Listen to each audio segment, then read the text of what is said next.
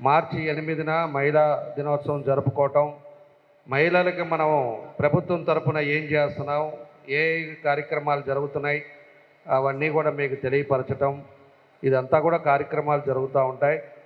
దాంతోపాటు ముఖ్యమంత్రి గారు ఇప్పుడు అన్నీ కూడా లైవ్లో మనకు అన్నీ కూడా మహిళలకి చేసే కార్యక్రమాలన్నీ కూడా మీ అందరికి కూడా చెప్పారు.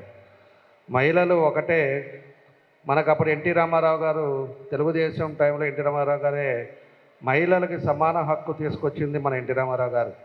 ఇంటికే పరిమితం కాకూడదు, హక్కులో కూడా మగవాళ్ళతో పాటు ఆడవాళ్ళకు కూడా సగభాగం ఉండాలని చెప్పేసి ఆ రోజు తీసుకొచ్చినప్పటి నుంచి ఈరోజు ప్రతి ఇంట్లో కూడా పిల్లోడికి ఎంత ఆస్తి ఇస్తారో అదేవిధంగా వాళ్ళ పాపకు కూడా అదేవిధంగా ఆస్తి ఇచ్చే పరిస్థితి తీసుకురావడానికి మొట్టమొదటుడు మన ఎన్టీ రామారావు గారు అని చెప్పి కూడా మీకు తెలియజేస్తున్నా.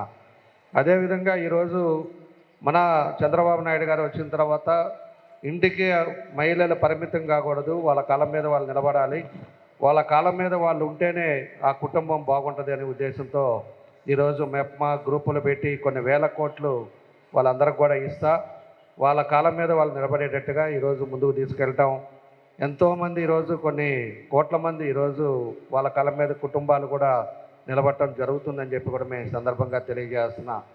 కాబట్టి మనం ఈరోజు ఆడపిల్లలు కూడా వాళ్ళు ఏ విధంగా ఉన్నారు, చదువులో కానీ అన్ని రంగాల్లో కూడా ముందుకెళ్తూ ఉన్నారు. అందరినీ కూడా బాగా చదివించండి, చదివితేనే రేపు ఏవైనా కూడా ఆడపిల్లలకు కూడా భవిష్యత్తు ఉంటుందని చెప్పి కూడా ఈ సందర్భంగా తెలియజేస్తూ ఈరోజు పథకాలు కూడా మీకు తల్లికి వందనం కానీ, స్త్రీశక్తి కానీ, మహిళలకి ఫ్రీ బస్సు కూడా మొన్న ఎస్పీ గారు చెప్తా ఉన్నారు. స్త్రీశక్తి బస్సులు పెట్టిన తర్వాత యాక్సిడెంట్లు తగ్గిపోయినాయి అని.